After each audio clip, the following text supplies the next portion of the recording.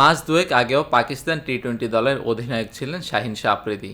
তাকে সরিয়ে দিয়ে বাবর আজমকে দায়িত্ব দেয় পিসিবি। আসন্ন টি-20 বিশ্বকাপে বাবরই দলকে নেতৃত্ব দেবেন। তার ডেপুটি হওয়ার জন্য প্রস্তাব দেওয়া হয়েছিল শাহিনকে, কিন্তু ক্রিক ইনফোর খবরে জানা গেছে পাকিস্তানি পেসার শাহিন শাহ আফ্রিদি এ প্রস্তাব প্রত্যাখ্যান করেছেন। এ বছরের 31 মার্চ বাবরের কাছে নেতৃত্ব হারানোর বিষয়টি হয়তো ভালোভাবে নিতে পারেননি আফ্রিদি।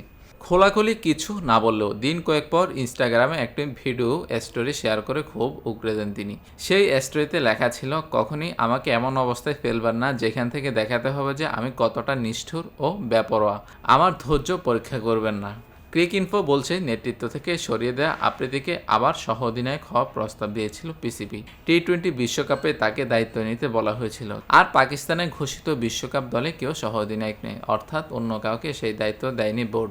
বাবর আজম দায়িত্ব হারানোর পর গত বছরের নভেম্বরে অধিনায়কত্ব পেয়েছেন আফ্রিদি। ক্ষমতা পাওয়ার পর মাত্র একটি সিরিজে দায়িত্ব পালন করেন 24 বছর বয়সী পেসার। নিউজিল্যান্ডের বিপক্ষে 5 ম্যাচের ওই সিরিজে 4-1 ব্যবধানে হারে পাকিস্তান। এরপর আবার মত বদল হয় পাকিস্তানের। দায়িত্ব ফিরে পান বাবর। মাত্র একটি সিরিজ যে কারো নেতৃত্ব গুণ প্রমাণ করে না, তা নিয়ে তখন অনেকেই সরব হয়েছিলেন।